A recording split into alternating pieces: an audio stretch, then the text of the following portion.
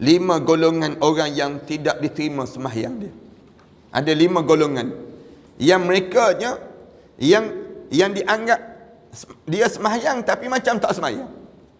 Laisat lahumus salat. Ada 5 golongan yang dianya kalau kita tengok dia sembahyang tapi sebenarnya Allah tak terima sembahyang dia. Siapa golongan yang 5 di kalangan manusia yang dianya sembahyang tapi tak diterima sembahyang dia?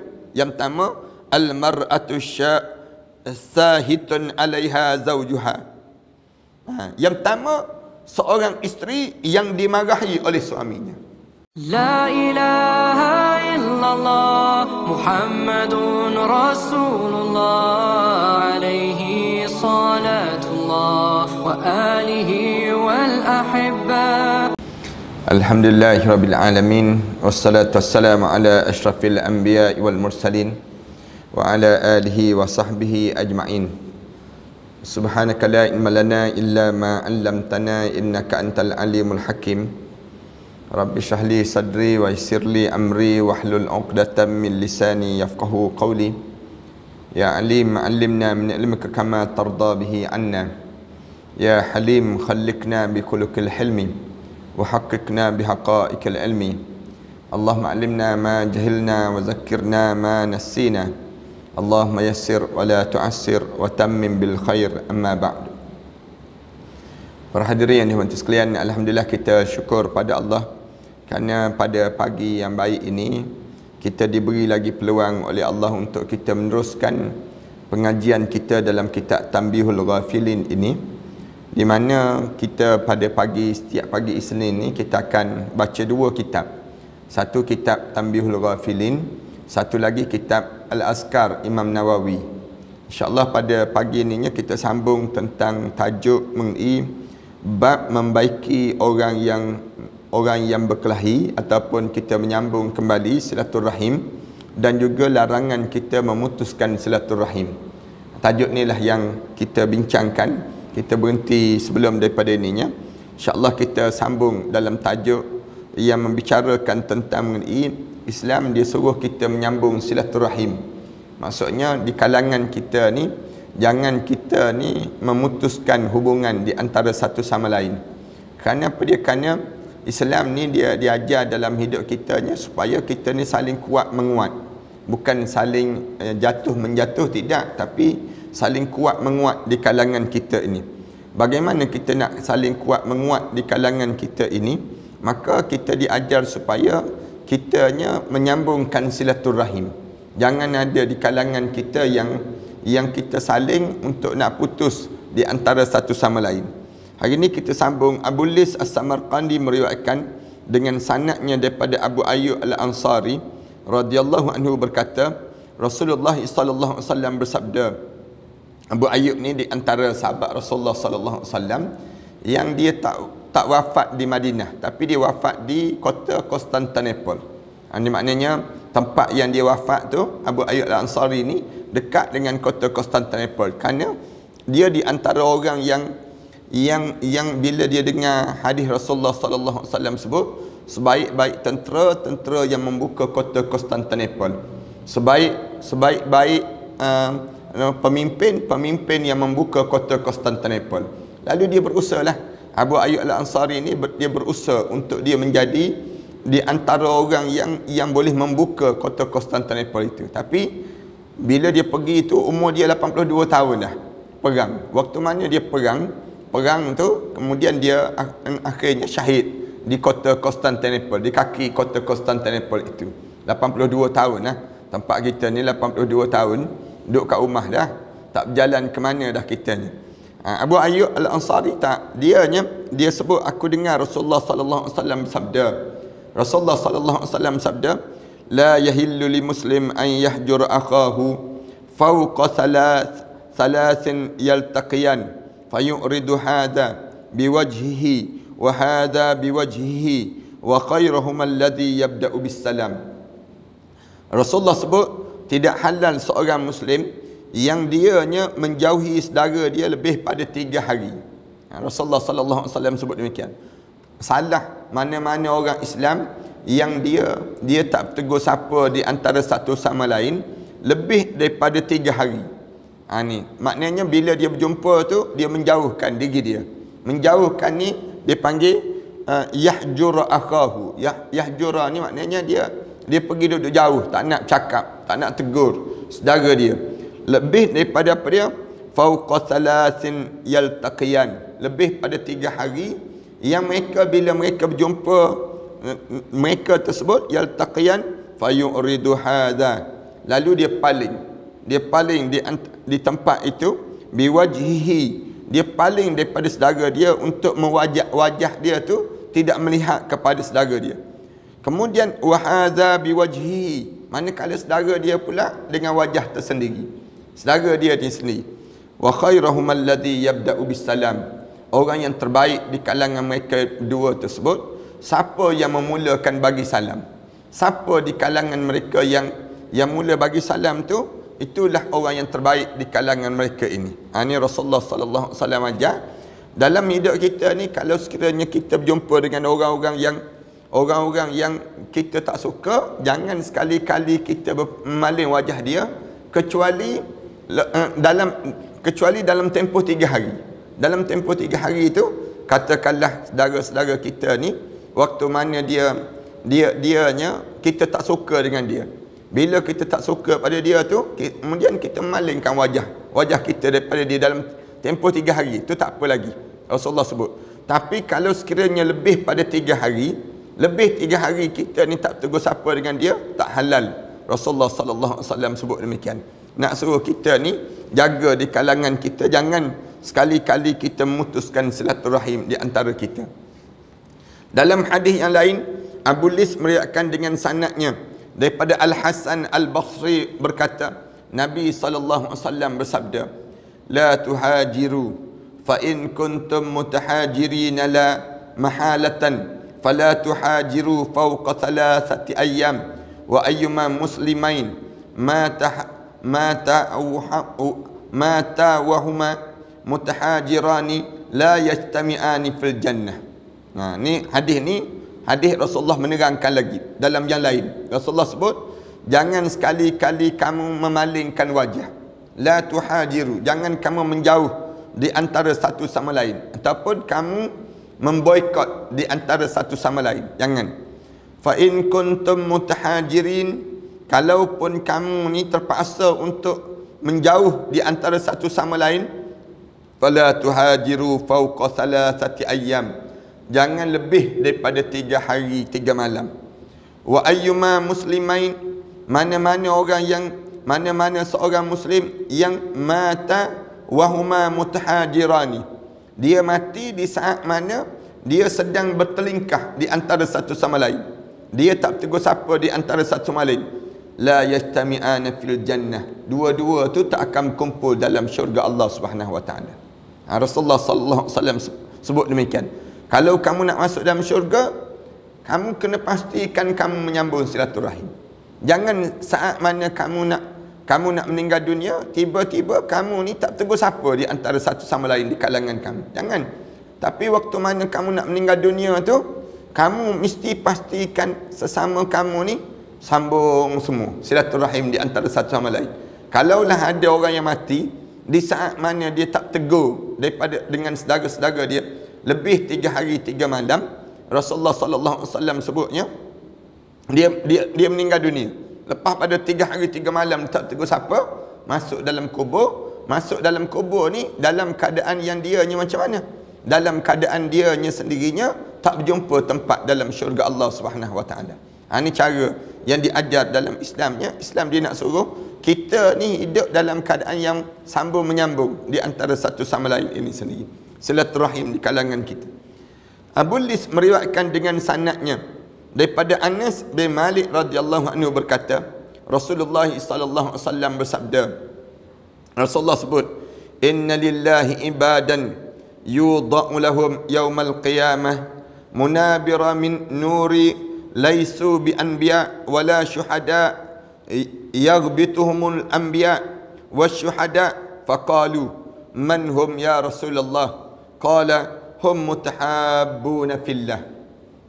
Ni hadis yang Rasulullah sallallahu alaihi wasallam nak suruh kita sambung lagi silaturahim di antara satu sama lain. Rasulullah sebut ada beberapa hamba Allah yang akan diberi oleh Allah pada hari kiamat nanti mimbar daripada cahaya yang Allah ciptakan untuknya. Dia sebut demikian. Innallaha ibadan yudha'u lahum yaumal qiyamah manabira min nuri. Dia akan dibentuk cahaya. Cahaya ni cahaya yang dijadikan mimbar. Laisu bi anbiya wala syuhada. Mereka bukan nabi dan mereka bukan juga orang mati syahid. Dia dapat cahaya di akhirat Allah nanti. Ni disebut demikian. Yaghbituhumul anbiya. Dia pula dan bukan orang mati syahid. Mereka ni sehingga mereka diinginkan oleh para nabi dan orang mati syahid. Nak sebutnya mimbar untuk mereka ni dalam syurga Allah, bercahaya mimbar tersebut yang tempat dia dalam syurga Allah Subhanahu Wa Taala, yang menyebabkan yaghbituhum ni maksudnya didengki. Maknanya didengki, dipanggil dalam Islam ni dengki ni ada dua. Satu dengki yang buruk, satu lagi dengki yang dipanggil dibenarkan dalam syarak. Kita boleh untuk kita nak berdengki. Dia panggil dia panggil yang dinamakan dengan dalam istilah irbatuhum. Irbatuhum ni maknanya dia rasa nak sangat, orang lain pun nak juga nikmat yang sama ini sendiri. Siapa yang nak ni? Al-anbiya wasyuhada. Nabi-nabi dan juga orang mati syahid. Nabi-nabi dan orang mati syahid pun nak juga tengok mimbar dalam syurga Allah yang penuh dengan cahaya berkelipan dalam syurga ni. Faqalu man hum ya Rasulullah. Lalu sahabat-sahabat pun tanya, siapa mereka ni ya Rasulullah yang boleh dapat nikmat demikian sehingga kan Allah bagi begitu sekali pada diri dia? Siapa dia ni? Qala hum mutahabbuna fillah. Mereka ni orang yang hidup dalam keadaan saling berkasih sayang kerana Allah. Atas dunia ni maknanya mereka tak memutuskan silaturahim. Hidup atas dunia ni dia sambung silaturahim dengan orang setiap di kalangan kitanya menyambung, dia panggil hubungan di antara satu sama lain. Bila sampai di akhirat nanti, masuk saja dalam syurga Allah Subhanahu Wa Taala, Allah bagi nikmat ni. Nikmat apa dia? Nikmat dengan kerusi dalam syurga Allah yang di mana dalam syurga tersebut kerusi itu bercahaya daripada cahaya yang indah membentuk kerusi. Duduk atas tersebut di kalangan mereka ini. Siapa orang ni? Ditanya. Sahabat-sahabat tanya, orang ni sampai didengki oleh para nabi pun dengki, para anbiya pun dengki, nabi-nabi pun dengki, dan orang mati syahid pun dengki nak duduk tempat tersebut. Lalu tanya, siapa dia? Faqalu man hum ya Rasulullah. Sahabat-sahabat tanya, siapa mereka itu ya Rasulullah? Lalu jawab, qala humul mutahabbuna fillah. Mereka tu orang yang saling berkasih sayang kerana Allah. Hidup atas dunia ni dia hanya menyambung silaturahim, senang ceritanya. Dia tidak berkelahi, tak nak cari jalan untuk nak berkelahi, tapi cari jalan untuk nak berdamai, cari jalan untuk nak menyambung silaturahim. Yang ni mesti ada di kalangan kita demikian. Kerana ada orang yang atas dunia ni hidup dia dalam keadaan yang dia hanya cari jalan untuk nak berkelahi. Ada je alasan-alasan dia yang dia nak suruh berkelahi dalam hidup ni. Kita jangan begitu. Kita ni kena cari jalan untuk nak mendamaikan. Ni berlapang dada pada diri kita. Banyak benda yang kita kena uruskan hubungan di kalangan kita ni. Berkelahi ni punca apa? Punca kerana kitanya salah dalam komunikasi sesama kita. Sama ada salah faham komunikasi, sama ada di kalangan kita ni tak jaga kata-kata bahasa komunikasi kita. Ramai di kalangan kita ni tak boleh nak jaga yang disebut dengan bahasa-bahasa ataupun kata-kata yang keluar daripada mulut kita, ataupun lenggok tubuh badan kita, bahasa badan dipanggil. Bahasa badan pun sama juga, yang kadang-kadang menggambarkan tentang mengenai apa dia, kita tak puas hati dengan seseorang. Bila kita buat macam tu, benda apa yang akan terjadi? Akan putus silaturahim di kalangan kita, akan rosak hubungan di antara sesama kita ini. Sebab tu kita, Islam dia suruh jaga mulut kita, jaga tingkah laku kita, jaga adab kita, jaga akhlak kita, dengan tujuan nak suruh apa dia? Nak suruh kita ni nak suruh kita tersusun di kalangan kita dan tak terputus silaturahim sesama kita ini sendiri. Abu Hurairah radhiyallahu anhu berkata, Rasulullah sallallahu alaihi wasallam sabda, tuftahu abwabul jannah yaumal isnain. Terbuka pintu syurga Allah ini, dibuka pintu-pintu syurga ni setiap Isnin. Disebut demikian. Setiap hari Isnin dibuka pintu syurga. Dibuka pintu syurga. Wa yaumal khamis, dan juga pada hari Khamis. Dua hari ini dibuka pintu-pintu syurga pada setiap di kalangan kita. Fayaghfiru fihi ma likulli abdin la yusyrik billahi syai'a. Lalu maka diampunkan di dalamnya tiap-tiap hamba yang tidak menyekutukan Allah walaupun sedikit sekalipun. Allah akan ampunkan dosa. Pada hari-hari Isnin gini, orang yang minta ampun pada Allah, Allah ampunkan dosa dia. Kemudian demikian juga pada hari Khamis. Siapa-siapa yang rajin minta ampun pada Allah, Allah ampun dosa dia ni. Semua dengan syarat la yusyriku billahi syai'a. Dia tidak syirik pada Allah walaupun sedikit pun. Illa rajulun kanat bainahu wa baina akhihi syahna. Kecuali orang yang tak diampunkan dosa oleh Allah, dua yang tidak diampun. Siapa dia? Yang pertama orang yang syirik pada Allah. Yang kedua orang yang dia dalam keadaan dengan saudara dia bersaudara. Saudara dia ni syahna, bersekenter, berkelahi dengan saudara dia. Allah tak ampun dosa dia. Kalau dia dengan saudara-saudara dia, kawan-kawan dia berkelahi, tak tegur siapa di antara satu sama lain. Fayuqal, lalu dikatakan pada mereka, unzuru hadaini hatta yastalihan. Lalu disebut pada malaikat-malaikat ni, nantikan kedua orang ini sehingga dia berdamai. Tunggu orang macam ni kamu tunggu, wahai malaikat-malaikat, kamu tunggu orang yang jenis macam ni. Nak ampunkan dosa dia sehingga bila? Yastaliha, sehinggalah mereka berdua tu berdamai. Kalau mereka berdua berdamai, kamu ampunkanlah, kamu masukkanlah mereka ke dalam syurga Allah. Fa idza rufi'a amala mutasarimaini fawqi thalathin rudda. Dan apabila dinaikkan amal orang yang berkelahi tadi, amala mutasarimaini, orang yang berkelahi di antara satu sama lain tu lebih daripada 3 hari 3 malam, maka ditolak amalan dia.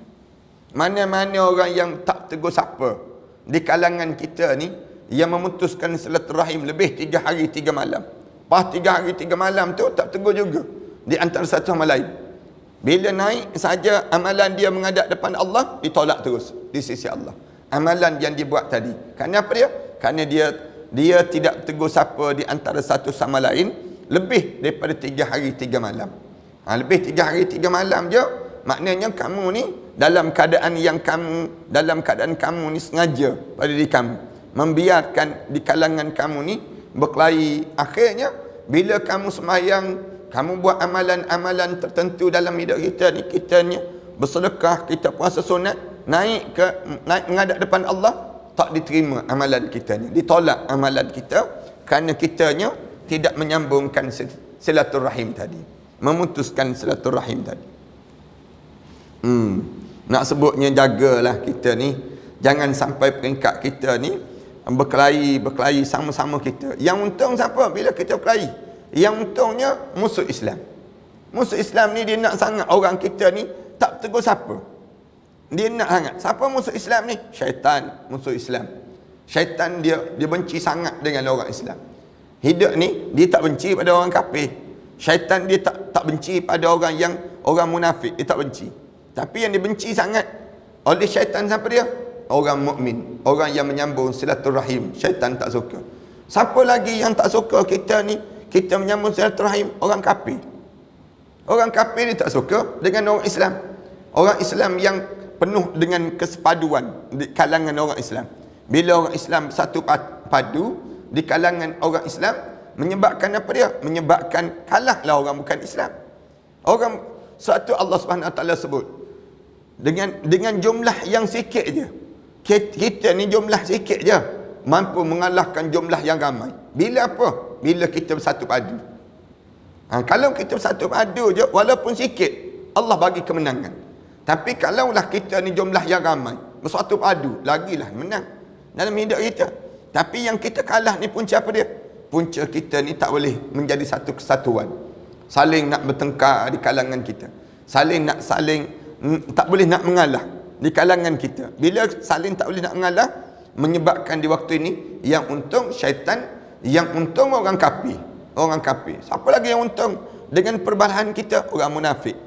Orang munafik yang menunggu-nunggu saat mana hancur dan kalahnya orang Islam ini.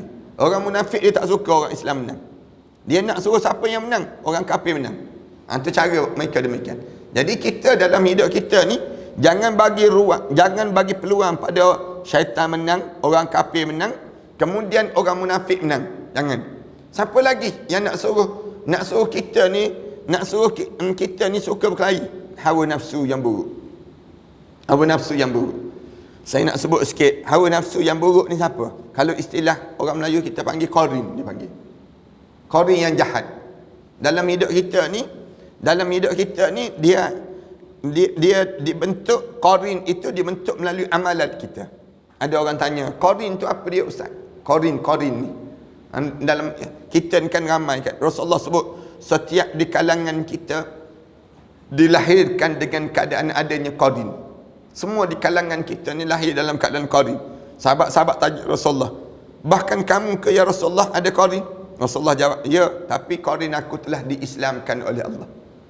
Sebab tu Rasulullah tak buat salah dalam hidup Rasulullah. Rasulullah ni, Nabi ni, dia tak buat benda yang keji. Kenapa?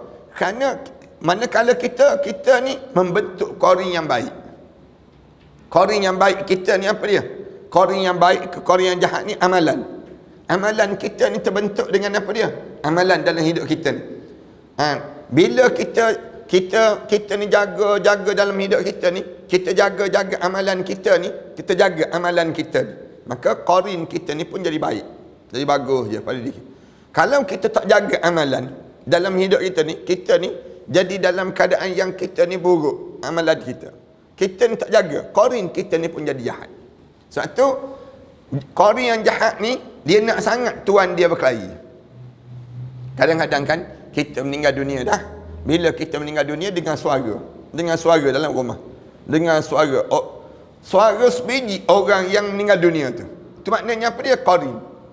Qarin yang masih lagi hidup. Amalan dia tu masih lagi dia hidup. Ada tengah-tengah alim ulama sebut, berapa lama amalan dia ni hidup? Selama mana dia disoal dalam kubur. Dia sebut demikian. Lama mana dia disoal dalam kubur. Ada yang jawab, selama mana amalan dia ni hidup? Selama lebih kurang 3 hari. Alim ulama sebut demikian. Ada yang jawab selama lebih kurang 7 hari. 7 hari. Ada yang jawab selama 21 hari. Amalan tu hidup. Duduk atas kubur. Masing-masing dipanggil qarin. Qarin inilah yang qarin datang daripada mana? Amalan kita. Kalau kita bentuk jadi amalan yang baik dalam hidup kita, kita jaga amalan kita ni, qarin kita pun jadi baik. Kalau kita ni bentuk amalan yang buruk, depan orang baik, belakang orang buruk pada diri kita, di waktu tersebut dia akan bentuk jadi buruk juga dalam kehidupan kita ini sendiri. Sebab tu qarin kita ni, amalan kita lah yang kita sentiasa bentuk pada hari ini. Sebab bila kita solat, tiap kali mana kita solat, kita baca dalam hadis Rasulullah sallallahu alaihi wasallam sebut, solat ni akan keluar daripada tubuh badan kita. Bila kita selesai saja kita solat, solat ni akan keluar, solat ni akan sebut apa dia? Dayya'akallahu kama dayya'tani. Mudah-mudahan Allah sia-siakanlah amalan kamu sebagaimana kamu telah mensia-siakan pada kami. Demikian juga dengan apa dia? Demikian juga yang disebut dengan kalau kita solat dengan khusyuk, solat kita ni akan sebut hafazakallahu kama hafaztani. Mudah-mudahan Allah jaga kamu sebagaimana kamu telah jaga kami. Itu benda yang dilakukan dalam hidup kita ni. Kita diajar supaya apa dia? Pastikan jangan bagi menang makhluk-makhluk ni. Siapa makhluk ni? Orang kafir jangan bagi menang. Kemudian syaitan jangan bagi menang. Kemudian apa dia lagi? Orang munafik jangan bagi menang. Siapa lagi yang jangan kita bagi menang pada dia? Dipanggil satu lagi, hawa nafsu kita, amalan kita ni. Amalan kita yang buruk. Amalan yang buruk ni jangan bagi dia menang pada diri kita. Amalan yang buruk ni dia akan membentuk diri seseorang. Biar amalan yang baik yang menang, tak apa. Amalan yang baik ni mengajak diri kita buat benda yang baik. Dia panggil qarin yang baik, dia akan dekatkan kita kepada Allah Subhanahu Wa Taala. Manakala qarin yang buruk, dia akan jauhkan kita daripada Allah Subhanahu Wa Taala. Hawa nafsu dipanggil demikian. Di antara bendanya yang disebutnya sampai peringkat tak diterima amalan kita. Bila kita memutuskan silaturahim. Sebab apa amalan tidak diterima di sisi Allah? Kalau kita tanyalah, kenapa amalan-amalan ni tidak diterima di sisi Allah? Antara sebab kenapa dia memutuskan silaturahim. Bila memutuskan silaturahim, tak tegur siapa, tak cakap, tak endah di kalangan kita ada je kita berkelahi, maka amalan kitanya lebih pada 3 hari 3 malam je. Rasulullah sallallahu alaihi wasallam sebut, bila naik saja, fa idza rufi'a amalan mutasarimaini, bila diangkat saja amalan orang yang saling bertelagah di antara satu sama lain ini, fauqa salasin, lebih pada 3 hari, rudda, ditolak amalan yang dilakukan itu sendiri. Abu Umamah radhiyallahu anhu berkata, Nabi sallallahu alaihi wasallam bersabda, Rasulullah sebut, "Iza kanat lailatun nisfi min Sya'ban, yahbitu Allah ila as-sama'id dunya, fayattali'a ala ahli al-ardi, fayaghfiru li ahli al-ardi jami'an illa kafiran wa musyahin." Disebut demikian. Ketika mana malam pada separuh daripada nisfu Sya'ban, bila sampai pada nisfu Sya'ban, yahbitallahu ila as-sama'id dunya, Allah akan turun sampai ke langit dunia untuk melihat penduduk bumi ini. Allah akan turun malam nisfu Sya'ban. Rasulullah sallallahu alaihi wasallam sebut demikian. Bila turun saja sampai ke langit dunia, fayattali'a ala ahlil ardi, lalu diampunkan semua penduduk bumi ini, kecuali siapa yang tidak diampun oleh Allah. Li ahlil ardi jami'an illa al-kafir wal musyahin, kecuali orang kafir dan juga orang yang bertelagah di antara satu sama lain. Orang yang bersekata, yang masing-masing saling berkelahi di antara satu sama lain, Allah tak ampunkan dosa mereka. Anak sebutnya, bahayanya kita ni memutuskan silaturahim. Jangan sekali-kali kita ni berusaha untuk nak memutuskan silaturahim. Jangan pada diri kita ni. Abu Lis berkata lagi, turun di sini ialah perintahnya sebagai firman Allah Ta'ala. Firman Allah Ta'ala apa dia? Maka Allah datang pada mereka daripada arah yang mereka tidak sangka-sangka, yakni hukum dan siksa tiba pada orang kafir itu. Anas bin Malik radhiyallahu anhu berkata, Rasulullah sallallahu alaihi wasallam bersabda, khamsatun laysat lahum salah, 5 golongan orang yang tidak diterima sembahyang dia. Ada 5 golongan yang mereka yang dianggap dia sembahyang tapi macam tak sembahyang. Laisat lahum salah. Ada 5 golongan yang dianya kalau kita tengok dia sembahyang tapi sebenarnya Allah tak terima sembahyang ni. Siapa golongan yang 5 di kalangan manusia yang dianya sembahyang tapi tak diterima sembahyang dia? Yang pertama, al-mar'atu sahitun 'alaiha zawjuha. Yang pertama, seorang isteri yang dimarahi oleh suaminya. Maksudnya isteri yang dimurka oleh suami ini. Gambaran apa? Suami dia berkelahi dengan suami dia. Bila dia berkelahi dengan suami dia, tak tegur siapa dengan suami dia, ataupun suami dia marah kerana sikap dia keluar daripada rumah, misal contohnya, ataupun apa dia dalam keadaan yang dia je buat benda yang keji. Isteri yang buat benda yang tak baik, keluar dalam keadaan tak tutup aurat, buat benda yang dilarang oleh Allah, suami marah. Bila suami dia marah, dia solat. Terima ke solat dia? Tak terima di sisi Allah. Allah tak terima ibadah solat. Tapi jangan pula lepas pada ni tak solat pula. Kenapa tak solatnya? Kerana Allah tak terima. Dia sebut demikian. Kerana Allah tak terima. Jangan. Cuma nak sebutnya pada diri kitanya, jangan kita yang pentingnya, jangan buat benda yang dilarang oleh Allah tadi. Apa dia yang dilarang oleh Allah? Jangan sampai kamu dimurkai oleh Allah Subhanahu wa taala kerana murkanya suami kamu. Allah marah pada yang disebut dengan seorang perempuan ini. Punca apa dia? Punca, dia tak pandai nak jaga dia dengan suami dia. Bila dia berumah tangga, di antara benda yang besar seorang perempuan ni, benda yang besar dia kena jaga sungguh dengan suami. Jangan sampai peringkat dia berkelahi dengan suami. Jangan sampai peringkat suami dia marah pada dia, murka pada dia, benci pada dia. Benci pada dia ni yang menyebabkan suami dia ni tak reda dengan dia. Benci suami ni kena ingat, dia bukannya benci dalam bentuk yang disebut dengan dia sebut je. Kadang-kadang benci ni bukan mesti kalau dia benci dia mesti cerai. Tak. Dalam Islam dia disebut demikian. Bukannya bila dia seorang suami dia benci pada isteri dia, maka nak buat macam mana? Cerai ya. Disebut demikian. Tak. Tapi dia benci itu dengan perangai. Dia benci satu benda, tapi yang lain dia boleh terima. Itu kaedah dia. Tapi oleh kerana dia tak suka yang ni menyebabkan segala amal ibadah solat perempuan tadi, isteri tadi tidak diterima di sisi Allah SWT. Itu yang pertama yang kita kena jaga sangat pada diri kita ni. Yang kedua, wal abdul abiku min sayyidihi. Yang kedua, siapa yang tidak diterima solat dia? Hamba sahaya yang lari daripada majikan dia. Mana-mana hamba yang dia hamba tapi dia yang lari daripada tuan dia. Dia pergi cari tempat lain. Dia kata tuan dia jahat, tuan dia begini, padahal tuan dia tak buat pun. Tapi dia lari. Semayang dia tidak diterima di sisi Allah. Hamba tersebut tidak diterima di sisi Allah Subhanahu Wa Taala. Zaman kita ni tak adalah hamba. Zaman di tempat kita ni. Tapi katanya di sebelah Amerika ada lagi orang yang menghamba, yang beli jual orang ni ada lagi.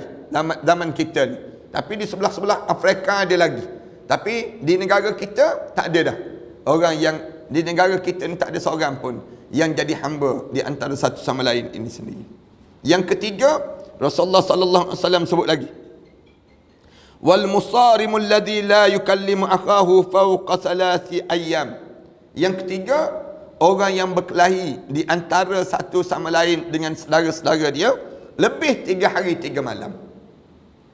Bila dia berkelahi dengan saudara dia lebih pada 3 hari 3 malam dengan saudara dia tersebut, maka Allah tak terima amalan dia. Amalan solat dia tu. Kalau kita ni ada orang yang kita tak tegur siapa lebih 3 hari 3 malam dah, maknanya kita jangan ingat sembahyang kita ni diterima di sisi Allah. Kita kena ingat, aku ni dosa ni kerana aku ni dalam keadaan yang tak tegur siapa di antara satu sama lain. Bila tak tegur siapa ni menyebabkan sembahyang kita tidak diterima di sisi Allah Subhanahu Wa Taala. 3, yang keempat apa dia? Wa mudminun khamrin, orang yang menjadi ketagih pada arak. Tagih arak. Mudminun khamrin, orang yang ketagih arak ni kena ingat-ingat. Tagih arak ni termasuk dengan apa dia? Hisap dadah, hisap ganja, hisap gam, hidup gam. Yang jenis demikian ni semayang dia tidak diterima di sisi Allah. Ini disebut demikian. Kena ingat betul-betul pada diri kita ni lah, yang kita diajar supaya kita kena jaga dalam hidup kita ni. Siapa lagi? Yang kelimanya, wa imamu qaumin yusalli bihim wa hum lahu karihun. Yang kelimanya, orang yang menjadi imam di saat mana makmum tak suka pada dia. Kena ingat betul-betul ni. Kita nak jadi imam, tiba-tiba orang duduk belakang kita ni tak setuju dengan kita. Imam. Kita jadi tu imam. Sembahyang kita tidak diterima di sisi Allah. Allah tak pandang. Kita kena jadi tu imam di saat mana makmum setuju dengan kita jadi imam. Jangan peringkat kita jadi imam, orang pun tak suka. Kita ni kan kadang-kadang ada orang yang jadi yang hidup dia belagak nak jadi tu imam dia panggil. Nak pantang solat je, dia pergi ke depan terus. Dia jadi tu imam terus. Satu, yang kedua, tu imam yang tak nak turun-turun. Tu imam tua dah dia, baca Fatihah pun tak betul dah. Sin dengan sad pun bertukar dah dia. Gigi tak ada kan? Tu imam gigi tak ada. Bila nak baca ihdinas siratal mustaqim tu, ihdinas siratal mustaqim. Padahal sad siratal mustaqim dengan sad, bukan dengan sin. Tapi dah gigi tak ada. Tu imam ni tak nak turun. Makmum ni dah lama dah tegur tu imam, kena turun lah. Tu imam kena ganti. Orang-orang muda-muda ni ramai lagi. Yang menghafal Quran ramai lagi. Dia kata aku dah tua dah. Hidup aku dah lama. 40 tahun dah jadi imam. 40 tahun dah jadi imam. Sejak muda lagi jadi imam. Bila dia dah tua, tak nak turun jadi imam. Saat mana makmum dah tak suka dengan dia, dia jadi imam juga. Mayang dia tidak diterima di sisi Allah Subhanahu Wa Taala. Nabi sallallahu alaihi wasallam bersabda lagi, "Ala unabbiukum bi sadaqatin yasiratin yuhibbuha Allah Taala." Nak tak kalau sekiranya aku cerita pada kamu sedekah yang paling ringan yang disukai oleh Allah Taala? Nak tak Rasulullah sallallahu alaihi wasallam sebut? Nak tak aku bagi tahu pada kamu satu amalan sedekah yang paling mudah dibuat? Paling mudah dibuat yang disukai di sisi Allah. Kita tanya, sedekah duit tak ada ni? Dengar sini. Qalu bala ya Rasulullah. Lalu sahabat-sahabat jawab, ya Rasulullah, tolong bagi tahu pada kami. Apa dia ya Rasulullah? Qala islahu zatil bain idza taqata'un. Sedekah yang paling baik, kamu mendamaikan dua orang saudara yang bila mereka bertelagah di antara satu sama lain. Inilah sedekah. Sedekah-sedekah yang baik, yang paling mudah kamu buat. Apa dia? Kamu mendamaikan dua orang yang berkelahi. Bila dua orang berkelahi ni, kamu damaikan mereka berdua tersebut, tempat kamunya mudah je kamu dapat pahala sedekah. Untunglah kamu. Kita dengar orang berkelahi, kita pergi cari jalan untuk damai. Dah lah tu berkelahi, lama sangat dah kita ni berkelahi. Berkelahi 60 tahun dah berkelahi. Kita pun cari jalan. Jomlah kita damai. Damailah di kalangan kita. Jangan berkelahi panjang sangat sesama kita ini. Berkelahi kita ni sikit-sikit sudahlah. Rasulullah ajar pada kita 3 hari je. Lebih 3 hari, maka tak ada dah pahala untuk kita nak dalam hidup kita ni, untuk dapatkan kita dapat ganjaran di sisi Allah Subhanahu Wa Taala. Lalu kitanya, Rasulullah kata, Rasulullah nak suruh orang Islam ni hidup berdamai. Rasulullah kata apa dia? Nak tak kalau aku ajar satu amalan sedekah yang paling mudah dalam hidup kami. Sedekah yang paling mudah di kalangan kita apa dia? Mendamaikan dua orang yang berkelahi.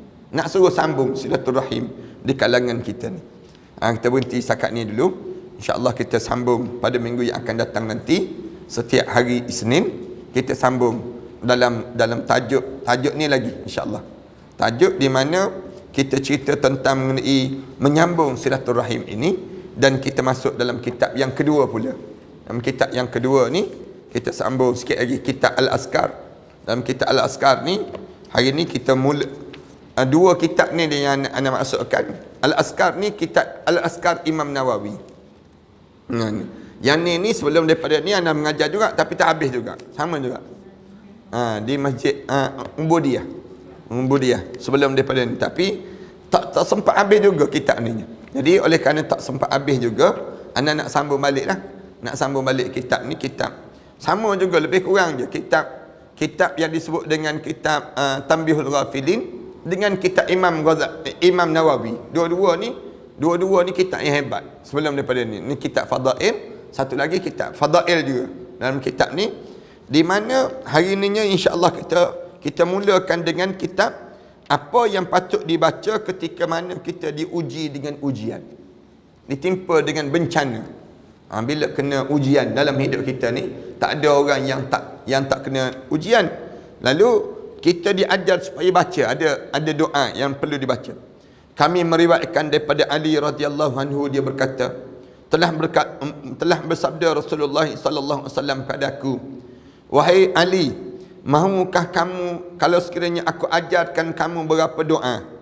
Jika kamu ditimpa dengan kesusahan, bolehlah kamu mengucapkannya.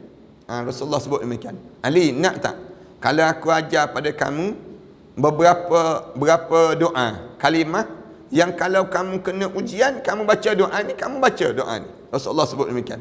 Jawab aku, yakni Ali, ya wahai Rasulullah, moga-moga Allah menjadikan diriku menjadi pembela kamu. Sayyidina Ali jawab demikian. Sayyidina Ali kata, ya Rasulullah, moga aku ni di antara orang yang memtahankan kamu ya Rasulullah. Rasulullah bersabda lagi, jika kamu ditimpa dengan kesusahan, baca doa ini. Rasulullah sallallahu alaihi wasallam ajar, bila kamu ada ujian, masalah dalam hidup kamu, kamu sebut kalimah ni je. Apa dia? Bismillahirrahmanirrahim. Bismillahirrahmanirrahim tu, wala haula wala quwwata illa billahil aliyyil azim. Nah, senang itu. Tapi kita ni tak pernah pun, kitanya dengar je tapi nak ingat tu payah pada diri kita. Mudah je. Mulai daripada hari ni, bila kita kena ujian, baca terus Bismillahirrahmanirrahim, wala haula wala quwwata illa billahil aliyyil azim. Ni cara demikian. Wala haula, kita sebutnya wala haula, tidak ada dengan nama Allah yang Maha Penyayang dan Maha Pengasih dan Penyayang, tidak ada dan tidak ada daya dan tidak ada upaya. Wala haula wala quwwata illa billah, melainkan dengan pertolongan Allah. La haula wala quwwata illa billah al-aliyyil azim, yang maha mulia, maha tinggi dan juga maha agung. Lalu Rasulullah sallallahu alaihi wasallam sebut, fa innallaha ta'ala yasrifu biha ma syaa min anwa'il bala. Mana-mana orang yang baca doa ni, maka terbuanglah ataupun tersingkirlah segala macam bala, bencana sesuai dengan kehendak Allah Subhanahu wa taala tersebut. Mudah dia pada diri kita demikian. Cuba kita baca ramai-ramai kalimah ni ya.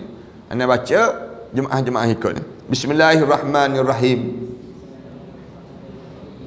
Wala haula wala quwwata illa billahil aliyyil azim.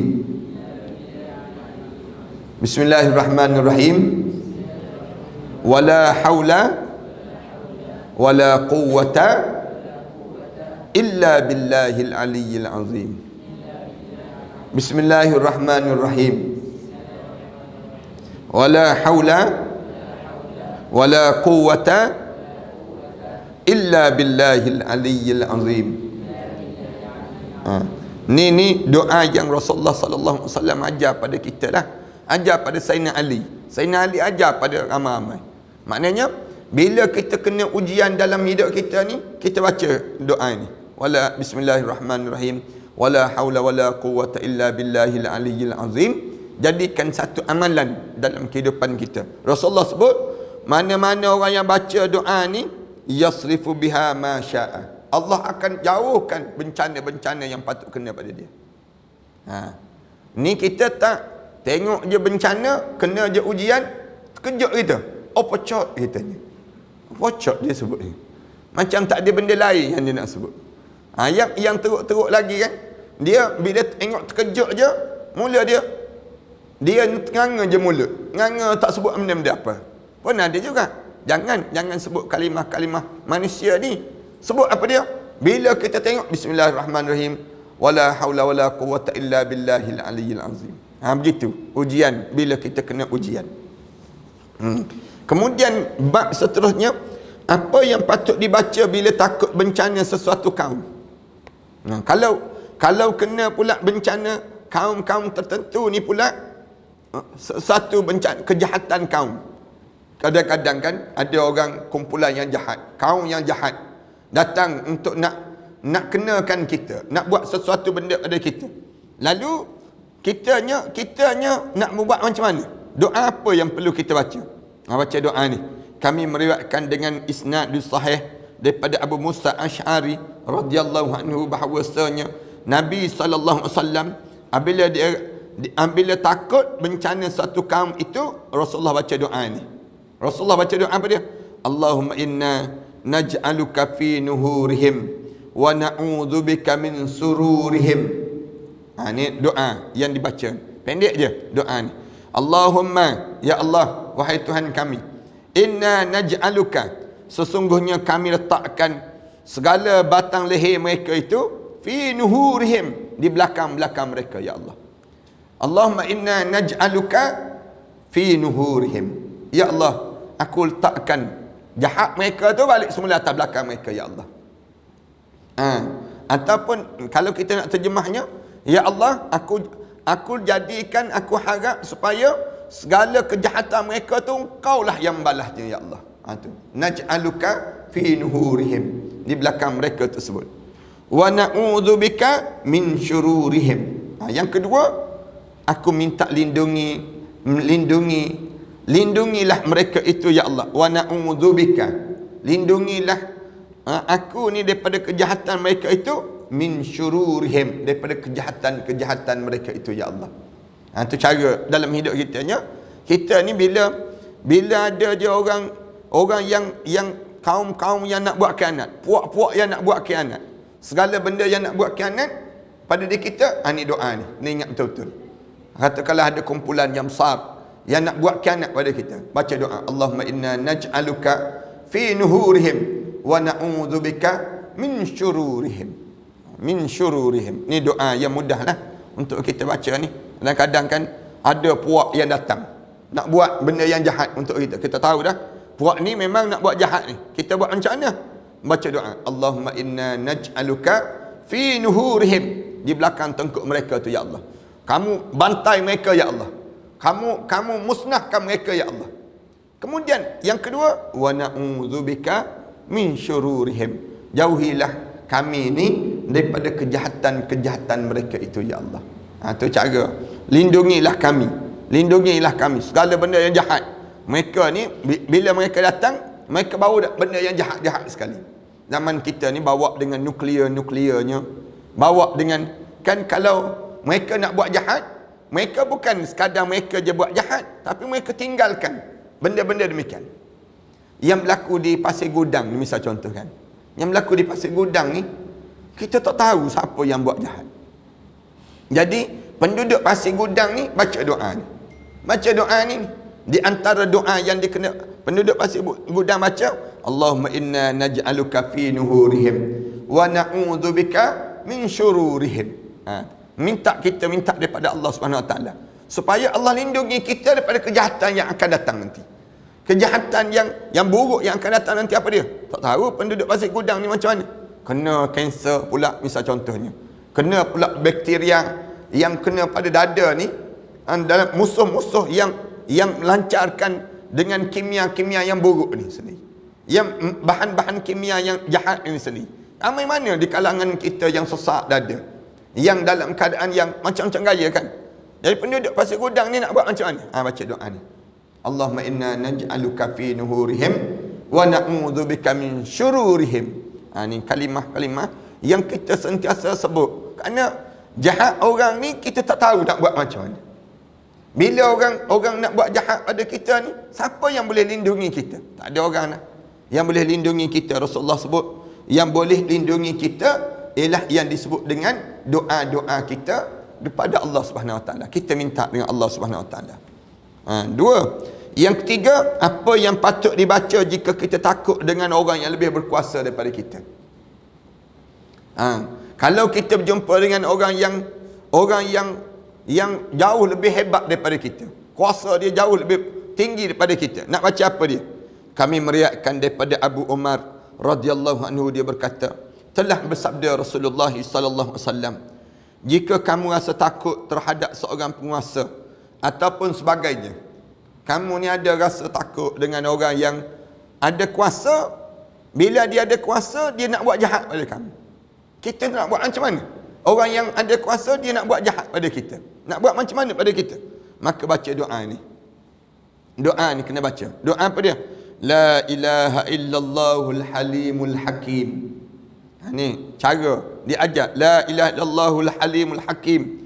Subhanallah rabbis samawati sab'i wa rabbil arshil azim.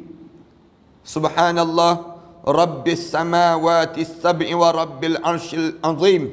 La ilaha illa anta azza jaruk wa jalla sa'nuk. Rasulullah sallallahu alaihi wasallam sebut demikian. Panjang. Nak salin tak sempat. Ni di antara doa kita. Mudah je. Mula-mula sebut la ilaha illallahul halimul karim. Halimul hakim. Halimul karim ni bila dekat nak mati. Bila dekat nak mati, halimul karim. La ilaha illallahul halimul karim. Tapi yang ni bila kita berjumpa dengan orang besar, dia besar pada kita, Allah, kita takut dengan dia. Tengok. Nak buat macam mana? La ilaha illallahul halimul hakim. Ingat demikian. Mula-mula sebut la ilaha illallahul halimul hakim. Tidak ada Tuhan yang melainkan Allah yang halim, yang lemah lembut, hakim, maha bijaksana. Itu mudah dia panggil demikian. Kemudian sambung sikit lagi. Sambung sikit lagi. Yang kedua, subhanallah rabbis samawat. Maha suci Allah, Tuhan kepada penjaga langit, 7 petala langit. Subhanallah rabbis samawat. Tuhan yang penjaga langit, rabbis samawat. Kemudian as-sab', langit 7. Rabbis samawat, langit yang 7 langit. 7 petala langit. Allah Subhanahu wa taala raja kepada segala kerajaan langit. Wa rabbil arsy, dan Tuhan pada penjaga arasy. Arasy Allah. Allah cerita dalam ayat Quran, sentiasa Allah cerita tentang arasy dia. Ni dipanggil jatah kemahkotaan dia. Allah Subhanahu wa taala, sebagaimana kita tengok lambang Malaysia misal contoh. Lambang apa dia? Matan. Ni dipanggil lambang. Lambang bagi Allah Subhanahu wa taala, yang Allah Subhanahu wa taala dia nak tunjuk apa dia? Arasy dia. Kadang setengah-setengah kan, raja-raja kan, kalau kita pergi ke istana raja-raja, dia tunjuk lambang dia. Tunjuk lambang istana. Lambang istana negara. Kita tahu ni lambang negeri ni. Ni lambang tu. Allah dia nak tunjuk lambang dia, Rabbil Arsy, Tuhan penjaga arasy. Arasy ni dia panggil milik Allah Subhanahu wa taala. Arasy Allah ni Al-Azim. Allah Subhanahu wa taala sebut. Subhanallah rabbis samawati sab'i wa rabbil arsyil azim. Rabbil arsyil azim. Lalu ni dua, yang kedua kita sebut senang itu kan. Rabbil arsyil azim. Sambung sikit lagi. Yang ketiga, la ilaha illa anta. Tidak ada Tuhan melainkan kamu ya Allah. Ni mudah lagi ni. La ilaha illa anta. Itu yang ketiga. Yang keempat, la ilaha illa anta. Yang keempat, azzajaruk. Azzajaruk. Azzajaruk ni maknanya kamulah maha pelindung ya Allah. Azzajaruk. Ain za ja jin alif ra kaf dia panggil. Az-zajar dia panggil demikian. Maha suci dan maha ketinggian kamu ya Allah. Az-zajaruk. Maha melindungi aku. Aku berlindung pada kamu. Az-zajaruk ni maknanya aku berlindung daripada kamu. Kamulah lindungi aku ya Allah. Az-zajaruk. Kemudian wa jalla sa'nuk. Wa jalla sa'nuk. Wajalla sa'nuk ni jim dengan lam, jim dengan lam, kemudian sa nun alif waw hamzah atas dia, kemudian kaf azza, kemudian wajalla sana'uk, wajalla sana'uk, itu sebut demikian, wajalla sana'uk. Itu cara demikian. Rasulullah sallallahu alaihi wasallam sebut ni, anjurkan baca juga bab sebelum ini seperti mana yang disebut dalam hadis Abu Musa Asy'ari radhiyallahu anhu.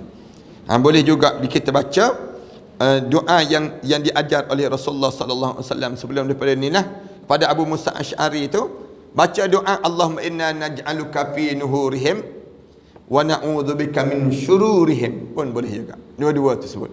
Doa kalau sekiranya kita berjumpa dengan orang-orang yang ni, orang-orang yang nak pergi, setengah-setengah orang nak pergi temu duga kan. Bila nak pergi temu duga, nak baca doa apa? Baca doa ni. Baca doa ni. Doa apa dia? La ilaha illallahul halimul hakim wa subhanallahi rabbis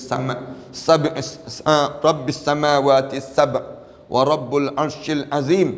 La ilaha illa anta azzajaruk wa jalla sana'uk, wa jalla sana'uk. Dia kalimah demikian. Cuba kita baca ramai-ramai. La ilaha illallahul halimul hakim. Subhanallah Rabbis samawat as-sab'u wa rabbil arsyil azim. La ilaha illa anta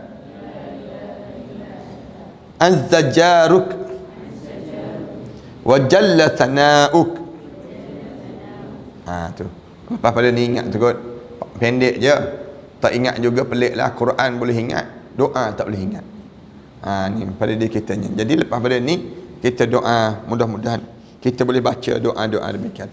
InsyaAllah pada minggu yang akan datang nanti kita akan sebut doa yang patut dibaca jika kita melihat musuh. Nak baca doa apa dia pula? Kalau kita ni berjumpa dengan musuh, nak baca doa apa dia? Sallallahu ala Muhammad wa ala alihi wa sahbihi wa sallam. Walhamdulillahi rabbil alamin. Bismillahirrahmanirrahim. Alhamdulillahi rabbil alamin. Wassalatu wassalamu ala asyrafil anbiya wal mursalin wa ala alihi wa sahbihi ajma'in. Rabbana iftah bainana wa baina qaumina bil haqq wa anta khairul fatihin. Rabbana atina fid dunya hasanah wa fil akhirati hasanah wa qina adzaban nar. Sallallahu ala Muhammad wa ala alihi wa sahbihi wasallam. Alhamdulillahi rabbil alamin. لا إله إلا الله محمد رسول الله عليه صلاة الله وآله والأحبة. لا إله إلا الله محمد رسول